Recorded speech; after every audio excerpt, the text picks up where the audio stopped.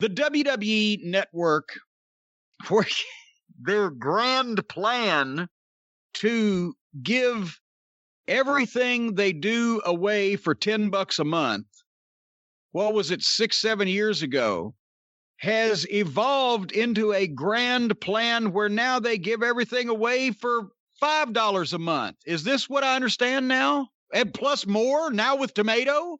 Well, no, they're not going to be giving it away. It'll be NBC, Universal, and Peacock that will be giving it away. That's what I'm saying. We're giving it away. That's the old Madman Mac commercial. I want to give them away, but my wife won't let me. Unless, again, though it's $4.99 for a tier with advertising, you could stay at $9.99 and, based on what I've read so far, get everything you're getting with the network without ads, but also get access to everything else on Peacock. Oh, well, how charitable. It actually is a pretty good deal, all things considered. You think? That's what I'm saying. They've completely, yes, they've remade the financials of the wrestling business, and a bunch of people are going to say, oh, Cornette's so out of touch, and he blah, blah, blah, and he don't understand in streaming and blah, blah, blah. I'm one of the boys. I'm wondering how this is good for me. I'm not one of the McMahon family that owns fucking 86% of the stock or whatever the numbers are. And they went from producing a show every year, WrestleMania, that fills up a stadium and could gross $50 million in one night between pay-per-view and fucking and more. Now they grossed $50 million with WrestleMania 17, Austin and Rock. And there was no streaming back then. They gave up all of their pay-per-views, plus all the back catalog. They cannibalized the DVD sales, which are now negligible or nil or whatever, but everything for the network. And they've apparently made plenty of money. But the guys, remember when they announced the network and they announced the network was going up, they scheduled a talent meeting with all the talent to tell them how royalties would work going forward, since there wasn't going to be these big pay-per-view gates and bonuses and payoffs anymore, and there wasn't going to be the DVD royalties. I mean, I know they have video games and things, but for a while there, guys getting royalties on the DVDs of the big shows, the pay-per-views, the compilations, the documentaries, as well as the pay-per-view bonuses themselves could be in the hundreds of thousands of dollars for guys per month or whatever. I got some decent royalty checks just from shit that I was on. But point being, they had that meeting scheduled. They canceled it, said they were going to reschedule it. That was 7 years ago.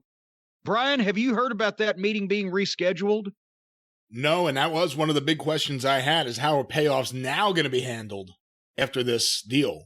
Well, and I can tell you from personal experience, in part of the case, I was still up till 7 years ago getting a royalty check every quarter from the WWE for a few $1,000s or several $1,000s or whatever, based on DVDs or compilations or things that they'd sold in various places in the world with my image. But that has gone now to where if you don't get $50 of royalties, I think it is, in a quarter, they don't even send you a check. I haven't seen a check since March from them. And then it was like $69.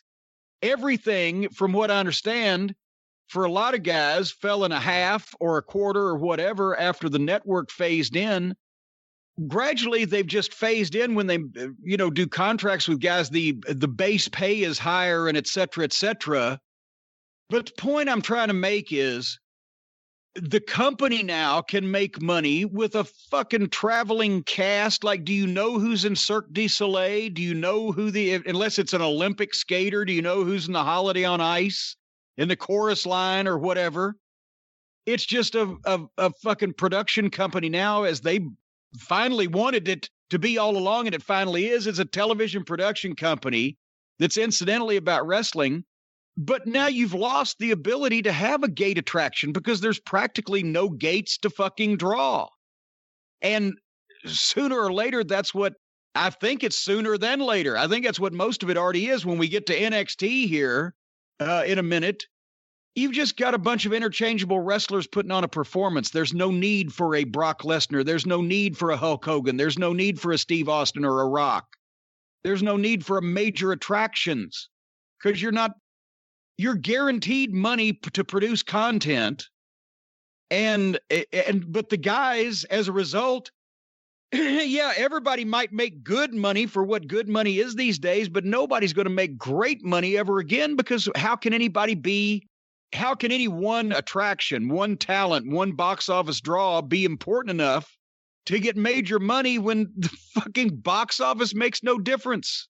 And there were royalties paid on all these and that was stemmed from the Jesse Ventura lawsuits in what, 85, 86.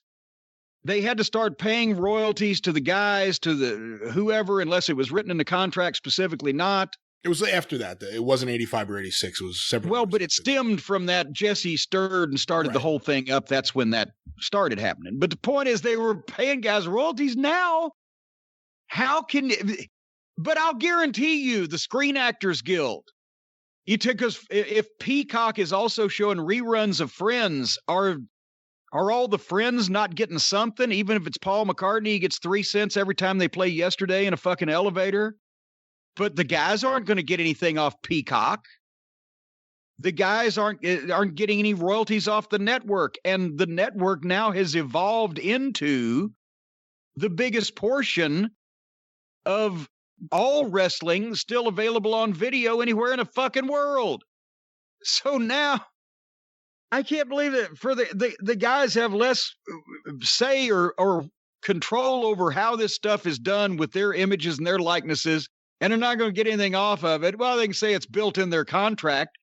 This shit's going to play forevermore, the rest of the fucking time. And now you can access pretty much everything in wrestling that was ever put on tape, plus all the new stuff, and Wrestle fucking Mania that used to be $75 to get on pay-per-view, or you'd spend fucking however much money to get there live. $5 a month. The next step is paying people to watch it. How does this make your product look valuable to people? So that the company may be getting great money from NBC because they gave up all that money to begin with for their pay-per-view gates and WrestleMania and all the big shows. So at least this is better than what they had. But why did they do this all to begin with? Well, streaming is the future. And there's a reason why Disney has done so well with their Disney Plus and Netflix does so well. Problem with WWE is they don't have a fan base like Disney or or the various films and television shows on Netflix. And one of the advantages of this deal is that, hypothetically, people who were not familiar with WWE could bump into it on Peacock. No one subscribed to the WWE network unless they were already WWE or wrestling fans. Now you potentially have the idea that people on Peacock who are there to watch Friends or whatever's on there, they could see that and go, oh, I'll watch this. What do you think their reaction is going to be once they watch it if it's the new stuff? That's the other issue. This still doesn't address any of the problems with the current content, how bad it is, and how there needs to be a complete creative overhaul immediately. And Vince McMahon needs to have nothing to do with creative. This does nothing to address that. And to your earlier point about the wrestlers losing out on royalties, that's one of the reasons, too, why it was such a big deal that wrestlers were doing these third-party deals where they were finally able to make some of that money back. And then WWE came in and said, no, we're going to handle these for you. I'm just... they have exposed the business, trivialized the business, made the business for silly and fun people to put smiles on people's faces so that now fewer people are watching what's called pro wrestling in the United States of America now than ever before in history. That's undisputed. But those people that are still watching are so devoted that they're willing to spend more money per head than wrestling fans in any other generation or era. Pretty much, even the Attitude Era, people spend more money now per head on what they like and what they want to support. So the major promotion says, well, in that case, let's make everything that we've ever done available for half the price it is now, on the theory that more people will want to watch it. What the fuck? Do you see why I'm verklempt here? I do. I think it's a good deal for WWE in terms of profit. I mean, they weren't making the money that they had originally anticipated making with the network. This way you get the deal with NBC, you tie yourself in further with NBC. There's a lot of people that actually think this may be the first step to NBC purchasing WWE. Oh, God. Oh, I can imagine how wonderful it'll be then. You know what, Brian? What? I'll tell you what. What in the butt? I'll tell you what. What? Butters, you ought to watch South Park. What in the butt?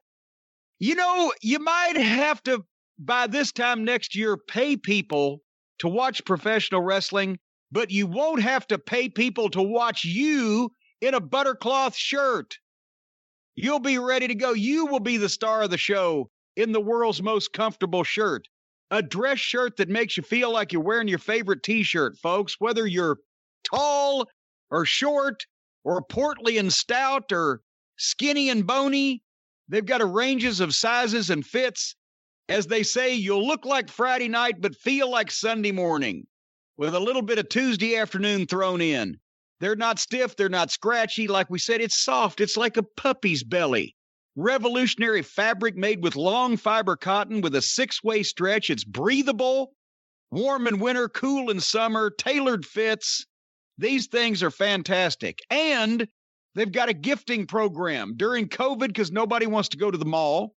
You buy one of these shirts or multiple shirts, you get a beautiful gift box. They can ship to multiple addresses in one order and put a personalized note in each.